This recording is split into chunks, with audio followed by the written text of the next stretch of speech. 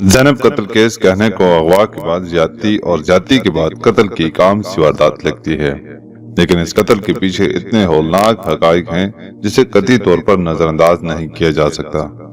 معاملہ serial killing کا ہو یا ٹارگٹ ریپنگ کا، لیکن یہ طے ہے کہ سیکیورٹی اداروں کی اس قتل اور ایسی کئی دیگر وارداتوں سے جڑے حقائق پر پردہ ڈالنے میں ہی حافظ ہے۔ نامور کالم نگار جمیل فاروقی اپنے ایک کالم میں لکھتے ہیں، جو پردہ اٹھائے گا اس کا انجام بھیانک ہوگا، کیونکہ یہ مافیا بزنس مینوں سے لے کر سیاست دانوں تک پھیلا ہوا ہے۔ عام جنسی تشدد اور شہوت سے جڑی واردات میں قاتل کارروائی کرتے ہیں اور قتل کر کے ثبوتوں کو صاف کرنے کے بعد غائب ہو جاتے ہیں، لیکن جنسی زیادتی سے جڑے اس ہولناک قتل کے دوران زینب کے دونوں کلائیوں کو چھری سے کاٹا گیا، گلے کو پھندے سے جکڑا گیا، جسم پر بے پناہ تشدد کیا گیا، اعضائے مخصوصہ کو تیز دھار آلے سے نشانات پہنچائے گئے اور زبان کو نوچا گیا۔ ایسا عام طور پر جنسی زیادتی اور قتل کی وارداتوں میں نہیں ہوتا، ایسا کسی اور مقصد کے لیے کیا جاتا ہے، اور وہ مقصد ہے بے پناہ پیسے کا حصول۔ پولیس حقائق سے پردہ اٹھائے یا نہ اٹھائے، پیسے سے جڑے جن حقائق سے میں پردہ اٹھانے جا رہا ہوں، اس کے لیے آپ کو اپنے دلوں کی دھڑکنوں کو تھامنا ہوگا۔ دنیا میں انٹرنیٹ کی ایک ایسی کمیونٹی بھی ہے جسے گوگل تک سرچ نہیں کر سکتا۔ یہ کمیونٹی دنیا کے مختلف حصوں سے انسانی اعضاء کی خرید و فروخت سمیت بچوں کے ساتھ جنسی فعال اور بچوں پر جنسی تشدد کے بعد ان کے تشدد زدہ اعضاء کی تشہیر سے وابستہ ہے۔ یہی نہیں بلکہ اس کمیونٹی سے جڑے لوگوں کو اپنے اپنے ٹاسک پورے کرنے کے لاکھوں ڈالر ادا کیے جاتے ہیں، اور پیمنٹ کا طریقہ کار اتنا خفیہ ہوتا ہے کہ قانون نافذ کرنے والے اداروں یا خفیہ ایجنسیز کو بھنگ تک نہیں پڑ سکتی۔ اس کمیونٹی تک ایک عام صارف کی رسائی نہیں ہوتی، بلکہ مکمل چھان بین کے بعد دنیا بھر سے سب سے زیادہ قابل اعتماد اور قابل بھروسہ لوگوں کو اس کمیونٹی کا ممبر بنایا جاتا ہے۔ ورلڈ وائڈ ویب یعنی انٹرنیٹ پر موجود جنسی حجان اور انسانی جسمانی اعضاء کی خرید و فروخت کے گورکھ دھندے سے جڑی اس حقیقت کو ڈارک ویب یا ڈارک نیٹ کا نام دیا جاتا ہے۔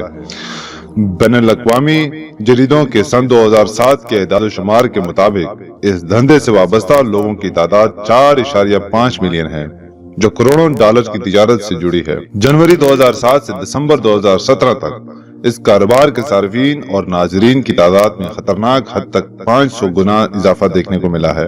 قانونی اداروں اور خفیہ ایجنسیوں کے دھندے تک واضح رسائی نہ ہونے کی وجہ سے اعداد و شمار کا یہ تخمینہ اس سے بھی بڑھ کر ہو سکتا ہے۔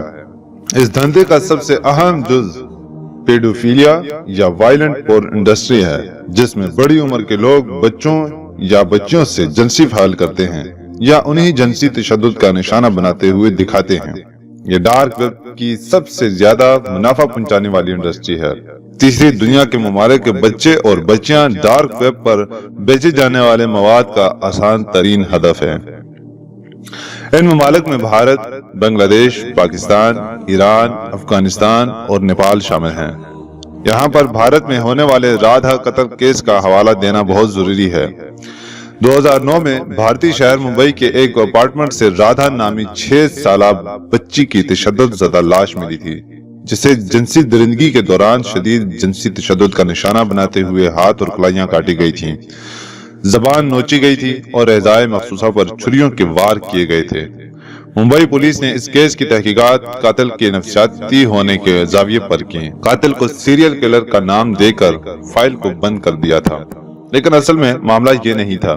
ٹھیک 2 سال بعد ممبئی ہی میں بیٹھے ہوئے ایک ہیکر نے ڈارک ویب کی کچھ جنسی ویڈیوز سائٹس کو ہیک کیا تو وہاں سے رادھا کی ویڈیو ملی۔ ویڈیو پر 2 سال قبل کیے جانے والے لائیو براڈ کاسٹ کا ٹیگ لگا ہوا تھا۔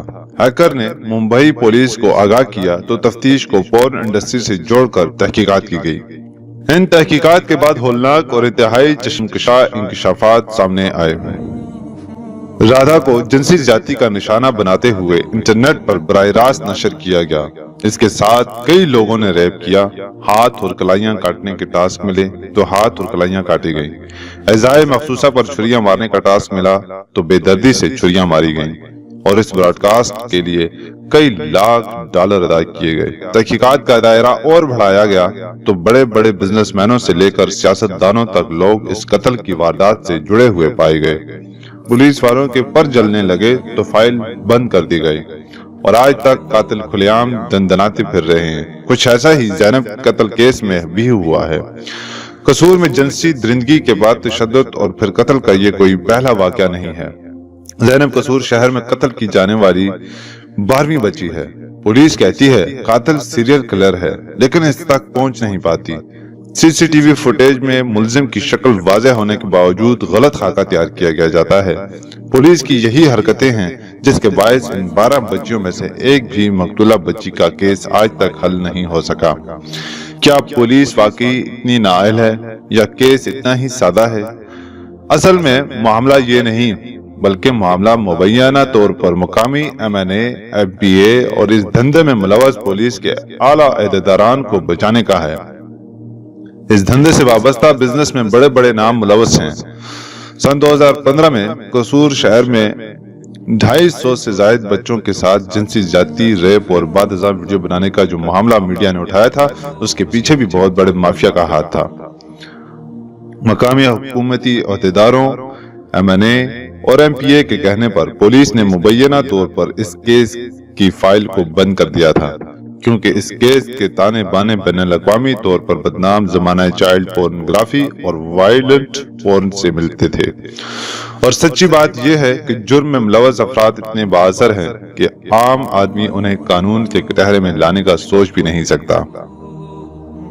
زینب اور زینب سمیت دیگر بچیوں اور بچوں کا قتل رادہ قتل کیس سے بہت مشابہت رکھتا ہے، لیکن پولیس غلط خاکے تیار کرنے سے لے کر تحقیقات غلط زاویے پر چلانے تک ملزمان کو ہر طرح سے پروٹیکٹ کر رہی ہے۔ ذرا سوچئے کہ زینب یا دیگر 12 بچوں کے ساتھ جنسی زیادتی کی گئی، مبینہ طور پر لائیو براڈ کاسٹ یا ویڈیو بنا کر نوٹ چھاپے گئے، لاوارث سمجھ کر لاش کو کچرے میں پھینک دیا گیا، لیکن پولیس اسے محض ایک جنسی زیادتی کا کیس بنانے پر تلی ہوئی ہے۔ اس قتل کا ڈارک ویب سے جڑے ہونے کا واضح ثبوت کٹی ہوئی کلائیاں اور جسم پر تشدد کے واضح نشانات ہیں، جسے پوسٹ مارٹم رپورٹ میں کھل کر بیان کیا گیا ہے۔ اب بھی اگر حقائق سے روگردانی کرتے ہوئے قتل میں ملوث بڑے بڑے ناموں کو بچانے کی کوشش کی گئی تو آپ اور ہم میں سے کسی کو بھی بہن یا بیٹی ڈارک ویب سے جڑے اس گرگ دھندے کو بھینڈ کبھی بھی چڑھ سکتی ہے۔ اس لیے اپنی سوچوں کے زاویوں کو مثبت ڈگر پر چلاتے ہوئے اس مافیا کے خلاف یک زبان ہو جائیں، ایک ہو جائیں، اس دھندے میں ملوث چہروں کو بے نقاب کریں۔ صرف ایک زینب کا کیس درست سمت میں تحقیقات سے حل ہو گیا تو آئندہ کسی بدمعاش مافیا کو یہ جرأت نہیں ہوگی کہ وہ ہماری بہنوں اور بیٹیوں کے ساتھ پیسوں کی خاطر درندوں والا سلوک کرے۔ اس لیے ڈارک ویب سے نمٹنے کے لیے برائٹ سوسائٹی کا کردار ادا کیجیے، اور صرف برائٹ سوسائٹی ہی اس مافیا سے نمٹ سکتی ہے، ورنہ ارباب اختیار سے وابستہ اس دھندے کے حمام میں سب کے سب ننگے ہیں۔ کسی نے زینب کی پوسٹ مارٹم رپورٹ پڑھنے کی کوشش نہیں کی، کیونکہ اس میں باقاعدہ لکھا ہے کہ زینب کے ساتھ متعدد بار زیادتی کی گئی اور مختلف افراد نے کی۔ ایک بندے کو پکڑ کر پورا کیس بند کرنے کی کوشش کی جا رہی ہے۔ کس کو بچانے کی کوشش کر رہی ہے پنجاب حکومت؟ ملزم عمران کا بیان میڈیا میں دکھایا گیا کہ اس نے جب اغوا کیا 1.5 گھنٹے بعد قتل کر دیا اور لاش جا کر بستر میں چھپا دی تھی۔ جناب اپنا اسکرپٹ ایک بار پھر چیک کر لو، کیونکہ زینب کی نعش 9 تاریخ کو ملی اور 4 جنوری کو وہ اغوا ہوئی، یعنی کہ 5 دن اس کے بعد اس کی نعش ہسپتال میں منتقل ہوئی۔ پوسٹ مارٹم DNA ہوا، اس کے بعد اس کی ماں باپ کا انتظار کیا گیا۔ 11 کو نماز جنازہ ہوئی۔ بچی کی تصاویر دیکھیں، کیا وہ نعش 7 دن پرانی تھی؟ بلکہ نہیں، مرنے کے تقریباً 36 گھنٹے بعد فضلہ پیشاب اور پاخانہ بھی خارج ہونے لگتے ہیں۔ رگوں میں خون کا بہاؤ رک جانے کی وجہ سے کشش ثقل اور اس خون کے نیچے کی طرف کھینچ لیتی ہے، نتیجتاً سرخ اور سفید رنگت والی جلد پیلے پڑ جاتی ہے اور اس پر جگہ جگہ سرخ دھبے نمایاں دکھائی دینے لگتے ہیں۔ بتدریج خشک ہونے کی وجہ سے کھال سکڑ جاتی ہے، جس کے باعث یوں دکھائی دیتا ہے جیسے مردے کے ناخن اور بال کچھ لمبے ہو گئے ہیں۔ مرنے کے 1 سے 2 دن بعد ہی مردے کے جسم سے شدید ناگوار بدبو اٹھنے لگتی ہے، کیونکہ اس دوران گلتے سڑتے جسم سے بدبو پیدا کرنے والے مرکبات کی بڑی مقدار خارج ہو رہی ہوتی ہے۔ گلنے سڑنے کے اس عمل میں جسم احزاب اور بیکٹیریا خمروں سے مدد لیتے ہوئے دھاوا بول دیتے ہیں اور انہیں ہڑپ کر کے ختم کرنے لگتے ہیں۔ اس وجہ سے مردے کو جسم میں اندر اور باہر کی طرف سبز رنگت خاصی نمایاں ہو جاتی ہیں۔ 7ویں دن جسم میں کیڑے پیدا ہونے لگتے ہیں، جبکہ زینب کی نعش میں ایسا کچھ نہیں تھا۔ تصاویر نکال کر دیکھیں، پوسٹ مارٹم میں بھی یہی بتایا گیا کہ نعش ایک دن پرانی ہے۔ اب حکومت یہ بتائے کہ زینب کو زندہ اتنے دن کہاں رکھا گیا۔ اصل میں حکمرانوں کو وہ جگہ نہیں مل رہی، وہ مکان نہیں مل رہا جس کو وہ جائے وقوع ظاہر کریں، کیونکہ اگر اصل مقام بتایا تو پورا گینگ پکڑا جائے گا اور پشت پناہی کرنے والوں کا راز بھی فاش ہوگا۔